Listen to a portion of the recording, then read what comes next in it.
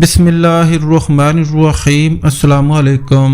Safe الدین کی موت پر پورے دربار میں سرگوشیاں ہونے لگیں کہ سیف الدین کو زہر دے کر ہلاک کیا گیا ہے۔ ان شکوک و شبہات کی بنیاد وہی موروثیت اور جانشینی کا جھگڑا تھا۔ سیف الدین کے دو چھوٹے بھائی عز الدین مسعود اور عماد الدین تھے۔ ان دونوں میں عز الدین مسعود بڑا تھا، اس لیے وہ خود کو موصل کے تخت کا جائز حقدار سمجھتا تھا۔ سیف الدین ایک طویل عرصے سے ناکارہ زندگی بسر کر رہا تھا۔ اسی باعث عز الدین مسعود کے بہی خواہ امیروں نے کئی بار اسے مشورہ دیا کہ وہ سیف الدین کو معزول کر کے خود اقتدار سنبھال لے، مگر عز الدین مسعود بڑے بھائی کا بہت احترام کرتا تھا، اس لیے اس نے اپنے مشیروں سے صاف صاف کہہ دیا اگر برادرم معظم مکمل طور پر بھی صاحب فراش ہو جائیں تب بھی میں ان کی زندگی میں تخت پر بیٹھنے کی گستاخی نہیں کر سکتا۔ اگرچہ عز الدین مسعود اپنے قول و فعل میں سچا تھا، لیکن سیف الدین کے خوشامدی مصائب نے اس خبر کو ہوا دی کہ والی موصل زہر خورانی کے اثر سے ہلاک ہوئے ہیں۔ یہ خوشامدی مصائبوں کا وہ گروہ تھا جسے عز الدین مسعود سخت ناپسند کرتا تھا۔ یہی وجہ تھی کہ سیف الدین کے مرتے ہی ان لوگوں کو اپنا وجود خطرے میں نظر آنے لگا تھا۔ اب ان کے نزدیک بچنے کی ایک ہی صورت تھی کہ وہ عز الدین مسعود پر بڑے بھائی کے قتل کا الزام عائد کر کے خاندان زنگی میں ہمیشہ کے لیے پھوٹ ڈال دیں اور عز الدین مسعود کو سیف الدین کا قاتل ٹھہرا کر سب سے چھوٹے بھائی عماد الدین کو موصل کے تخت پر بٹھا دیں تاکہ ان نمک حرام امیروں کو نئی زندگی مل جائے اور وہ عز الدین مسعود کی آتش انتقام سے محفوظ ہو جائیں۔ ان افواہوں سے پورے زنگی خاندان میں ایک عجیب ہنگامہ برپا تھا۔ تمام افراد کی زبانیں خاموش تھیں، مگر ان کی آنکھوں میں عز الدین مسعود کے لیے بدگمانی کے گہرے سائے لرز رہے تھے۔ خود عماد الدین بڑے بھائی کو ایسی نظروں سے دیکھ رہا تھا جن میں شکایت کا ایک سمندر موئزن تھا، جیسے وہ عز الدین مسعود سے سوال کر رہا ہو، میرے بھائی تمہیں اس ظالمانہ سلوک کی کیا ضرورت تھی؟ والی موصل تو خود چند دنوں کے مہمان تھے، کیا تمہاری ہوس اقتدار اس قدر بے رحم تھی کہ تم نے بڑے بھائی کی طبی موت کا بھی انتظار نہیں کیا؟ عز الدین مسعود اپنے سگے چھوٹے بھائی اور دوسرے قریبی رشتہ داروں کی خاموش نگاہوں کا مفہوم خوب سمجھ رہا تھا، مگر حالات نے اسے ایک عجیب موڑ پر کھڑا کر کے مجرم کی قبا پہنا دی تھی۔ اس نے کئی بار غمزدہ لہجے میں اپنی صفائی پیش کرنے کی کوشش کی، مگر عماد الدین اور دوسرے قریبی رشتہ داروں نے عز الدین مسعود کے آنسوں کو فریب کرانہ نمائش سے تعبیر کیا۔ سیف الدین مرحوم کے بے ضمیر مصاحبوں اور خاندان زنگی کے پوشیدہ دشمنوں کی چال تقریباً کامیاب ہو چلی تھی کہ درباری طبیبوں نے ان کے انتہائی شاطرانہ منصوبے پر پانی پھیر دیا۔ تمام ماہر حکیموں کی ایک ہی رائے تھی کہ والی موصل کی موت زہر کھانے سے واقع نہیں ہوئی ہے۔ عز الدین مسعود پر بڑے بھائی کے قتل کا الزام عائد کرنے والے عیار عمرہ نے اس داغ کی طرف اشارہ کیا جو والی موصل کے چہرے کے قریب سفید چادر پر موجود تھا۔ ہمارے بادشاہ کے ہونٹوں پر خون کے نشانات اور تکیے پر گہرے سبز رنگ کا داغ اس بات کی کھلی علامت ہے کہ زہر کے اثر سے ان کا دل ٹکڑے ٹکڑے ہو گیا کہ وہ اس دار فانی سے انتقال کر گئے۔ ایک ریاکار امیر نے آنسو بہاتے ہوئے کہا، اس کے ساتھیوں کے نزدیک یہ ایک مضبوط ترین دلیل تھی، کیونکہ زہر خورانی سے مرنے والے انسان کے جسم پر علامتیں زہر ہوتی ہیں، مگر دربار موصل کے خاص طبیبوں نے یہ کہہ کر اس امیر کی دلیل کو جھٹلا دیا۔ والی موصل ایک طویل عرصے سے جگر کے مرض میں مبتلا تھے۔ بدقسمتی سے اس رات میں انہوں نے کثرت شراب پی لی، جس کے نتیجے میں جگر اور پتا دونوں بیک وقت پھٹ گئے۔ یہ گہرا سبز نشان صفراوی مادے کا ہے۔ جب تمام درباری طبیبوں نے اپنے حکیمانہ دلائل سے سیف الدین کی موت کو طبی اور فطری قرار دے دیا تو عز الدین مسعود کی آنکھوں میں آنسو آ گئے اور اس نے بآواز بلند کہا، اس ذات پاک کا لاکھ لاکھ شکر ہے کہ جس نے مجھے اہل خاندان اور اہل موصل کے سامنے بے قصور ثابت کیا۔ پھر اس کے بعد عماد الدین بڑے بھائی کے گلے لگ کر خوب رویا۔ دیگر اہلیان خاندان خاندان بھی بہت خوش ہوئے کہ ان کے دلوں میں عز الدین مسعود کی طرف سے جو غبار اور میل آ گیا تھا وہ صاف ہو گیا، اور الزام تراشنے والے عمرہ نے اپنی جانیں بچانے کے لیے عز الدین مسعود کے قدموں پر اپنے سر رکھ دیے، مگر اس نے ان فتنہ گروں کو معاف نہیں کیا۔ اس گروہ کے ایک ایک فرد کو گرفتار کر کے قید خانے میں ڈلوا دیا۔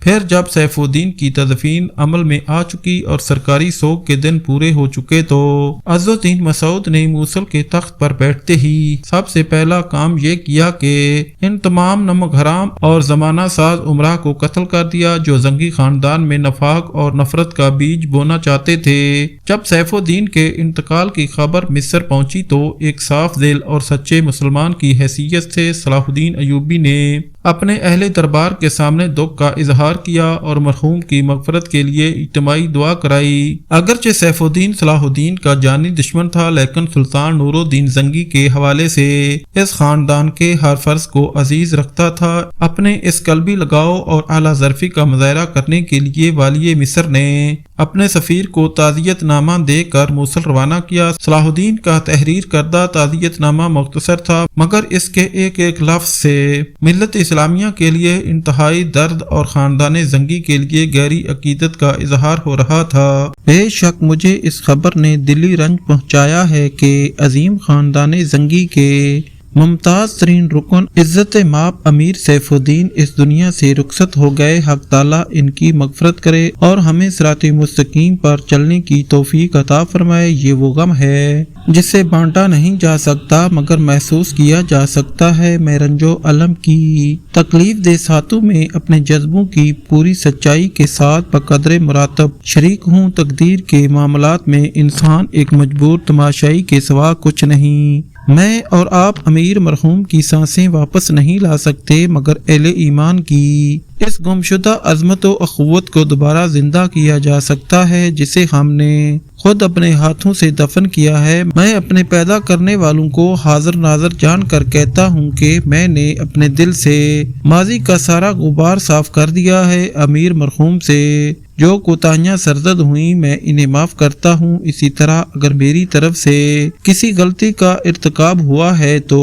اسے آپ معاف فرما دیں۔ قدرت انسان کو اس کے اعمال کی درستگی کے لیے بار بار مواقع فراہم نہیں کرتی، اس سے پہلے کہ ہم سب کی گرفت ہو جائے اور ہم بھی دوسرے فانی انسانوں کی طرح موت کی خوراک بن جائیں۔ ہمیں اللہ کے دین کی سربلندی کے لیے متحد ہو کر پوری دیانت و محنت کے ساتھ کوشش کرنی چاہیے۔ اپنے دل و دماغ کو پچھلی قدورتوں سے صاف کر کے میری گزارشات پر غور فرمائیں کہ اس اتحاد ثالثیہ میں کوئی خیر و برکت نہیں جس میں کسی مسلمان حکمران کے بجائے ایک صلیبی حاکم شریک ہو۔ موصل، حلب اور مصر نیا اتحاد ثالثیہ اس طرح بھی ہو سکتا ہے، اس میں دنیا کی سلامتی بھی ہے اور آخرت کی نجات بھی۔ نئے والی موصل کے نام صلاح الدین ایوبی کا تعزیت نامہ اس قدر پر اثر تھا کہ اسے پڑھ کر درد مند دل رکھنے والا شخص بھی رو پڑتا، مگر قومی تفاخر کے طلسم میں گرفتار تنگ نظر اور مغرور عز الدین مسعود نے والی مصر کے اس محبت نامے کے ساتھ بڑا نفرت امیز سلوک کیا اور یہ کہہ کر قاصد کو اپنے دربار سے نکال دیا، ہم غلاموں کو اپنے غم میں بھی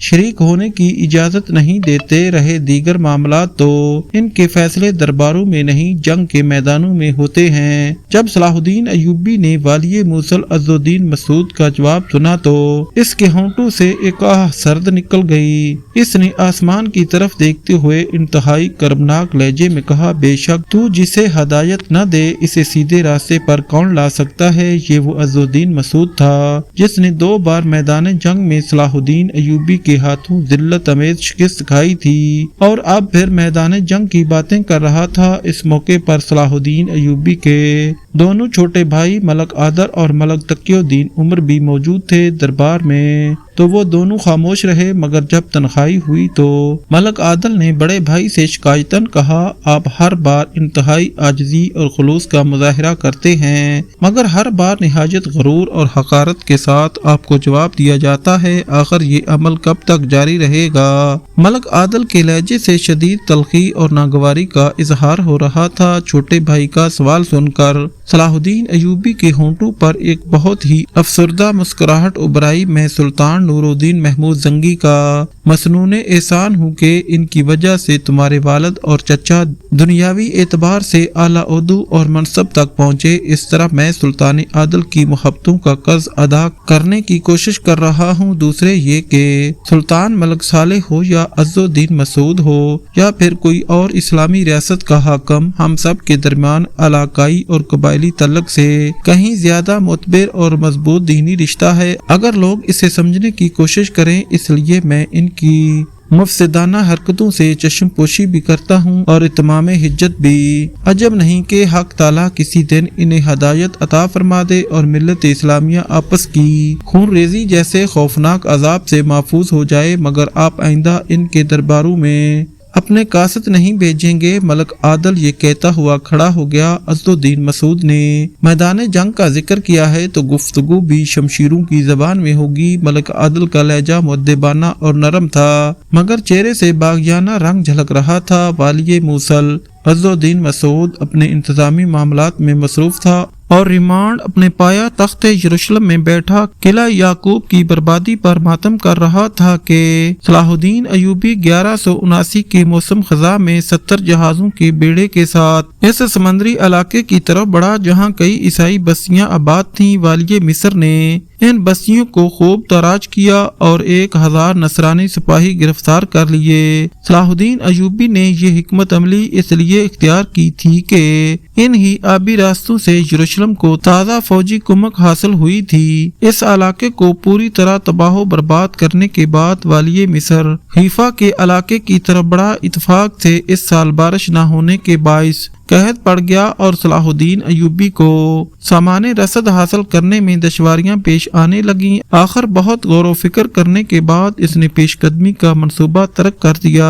ابھی صلاح الدین ایوبی مصر واپسی کے بارے میں سوچ ہی رہا تھا کہ اچانک ایک دن نگراں شاہ یروشلم کا قاصد اسے آ کر ملا اور ریمانڈ کی طرف سے صلح کی پیشکش کی۔ والی مصر نے اس پیشکش کو تائید غیبی ہی سے تعبیر کیا۔ قحط سالی کے باعث اسے ہر حال میں واپس جانا تھا، مگر حالات کی اس نئی کروٹ نے صلاح الدین ایوبی کی مجبوری کا پردہ رکھ لیا۔ یہ اس کے دور اقتدار میں پہلا موقع تھا کہ جب شاہ یروشلم ریمانڈ نے اس کی طرف صلح کا ہاتھ بڑھایا تھا۔ پہلے تو صلاح الدین ایوبی نے ریمانڈ کی اس پیشکش کو ایک فریب کرانہ سیاسی چال سمجھا، مگر تمام مواقع و عوامل پر غور و خوض کرنے کے بعد والی مصر نے صلح کے لیے اپنا شرائط نامہ تیار کیا اور یروشلم کے قاصد کے حوالے کر دیا۔ اس دستاویز کی بعض شرائط بہت سخت تھیں جن کے بارے میں خود صلاح الدین ایوبی کا خیال تھا کہ ریمانڈ کسی طور پر بھی انہیں تسلیم نہیں کرے گا۔ دراصل صلاح الدین ایوبی نے بھی شاہ یروشلم کے خلاف ایک گہری چال چلی تھی۔ اس طرح وہ شاہ یروشلم کی اعصابی قوت کو آزمانا چاہتا تھا۔ پھر جب کچھ دن بعد یروشلم کا قاصد واپس آیا تو یہ جان کر صلاح الدین ایوبی کو بہت زیادہ حیرت ہوئی کہ ریمانڈ نے اس کی پیش کردہ تمام شرائط تسلیم کر لی تھیں اور اس صلح نامے کی حد تک والی مصر کو اس علاقے کے صلیبیوں پر بالادستی حاصل ہو گئی تھی۔ صلاح الدین ایوبی نے صلح نامے پر اپنی مہر ثبت کر کے دستاویز یروشلم کے قاصد کے حوالے کر دی۔ اس معاہدے کے مطابق شاہ یروشلم ریمانڈ اور والی مصر صلاح الدین ایوبی نے تحریری طور پر اقرار کیا تھا کہ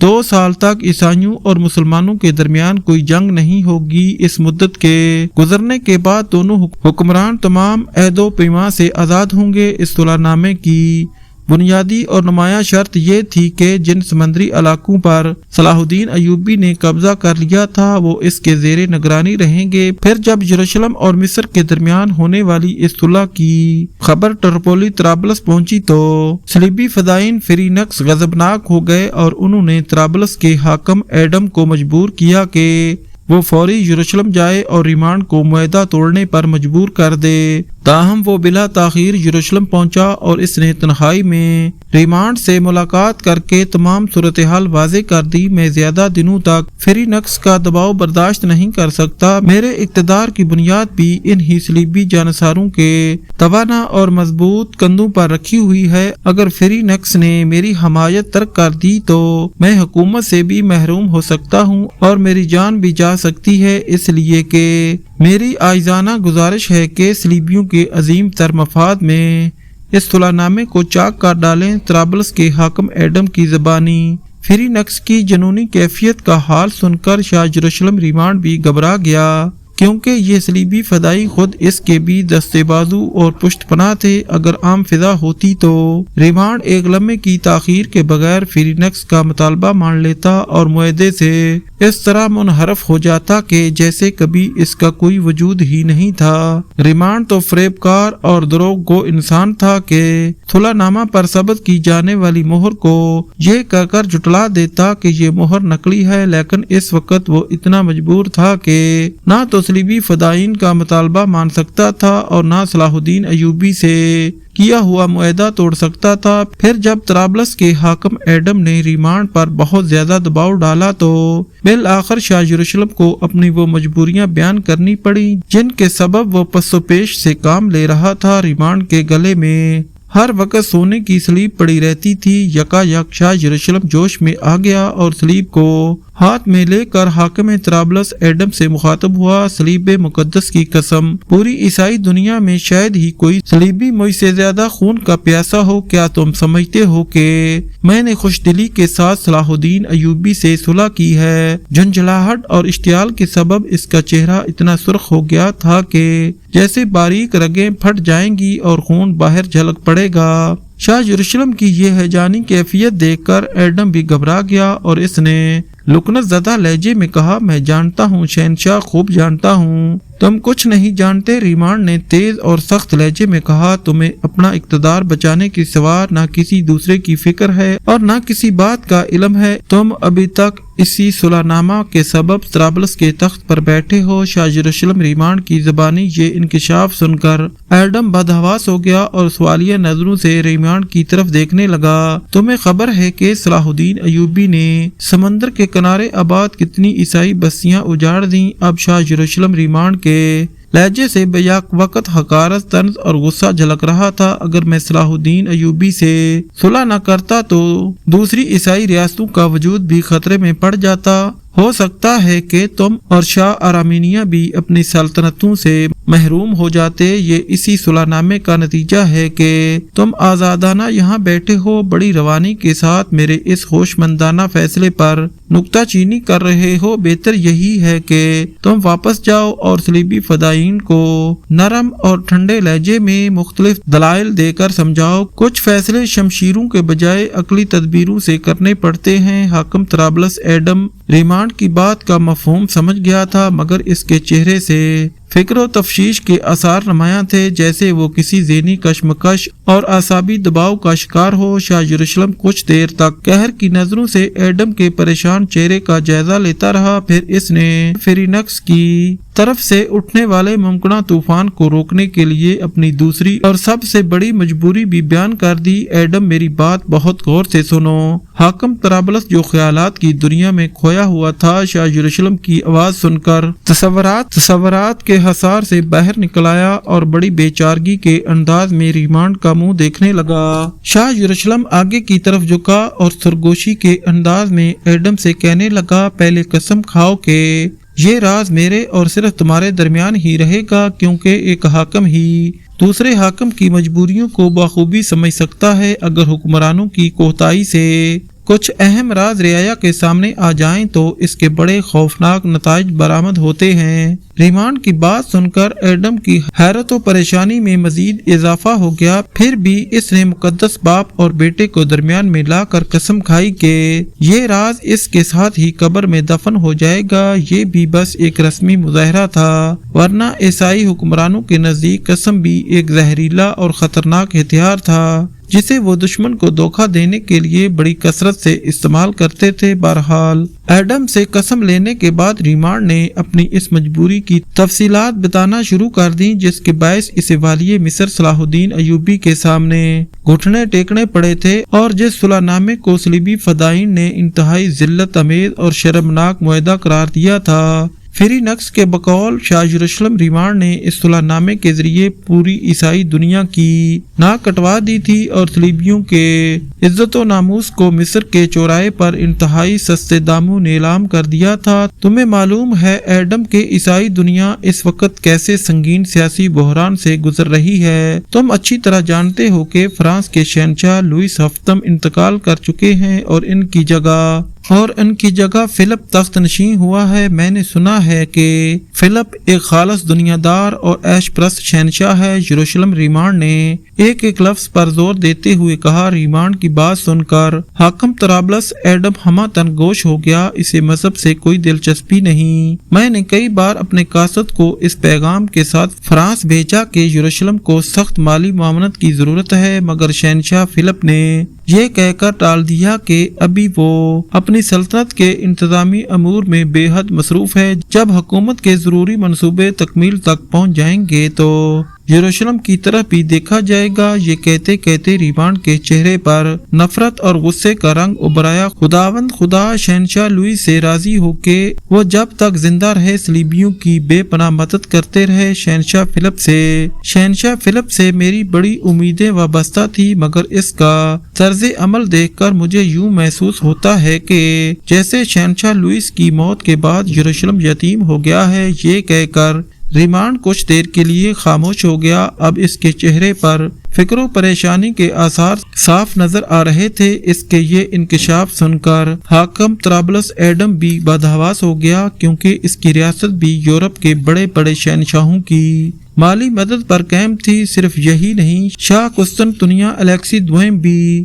ہماری مالی امداد فوجی مدد سے ہاتھ کھینچ چکا ہے۔ شاہ یروشلم ریمانڈ نے دوسرا خوفناک انکشاف کرتے ہوئے کہا۔ اس واقعے کی مختصر تفصیل یہ ہے کہ قسطنطنیہ کا سابق حکمران شہنشاہ مینول بھی قبر میں سو رہا تھا، اور اب اس کی جگہ تخت نشین ہونے والے شہنشاہ ایسی دوام کو غیر یورپی عیسائیوں کے معاملات سے کوئی سروکار نہیں تھا۔ وہ اپنی ذات اور حدود سلطنت میں مگر رہنے والا حکمراں تھا۔ اس کے برعکس مرحوم شہنشاہ مینول نہ صرف انتہائی متعصب عیسائی حاکم تھا، بلکہ صلیبی جنگوں کے سلسلوں میں سب سے زیادہ مدد کرتا تھا۔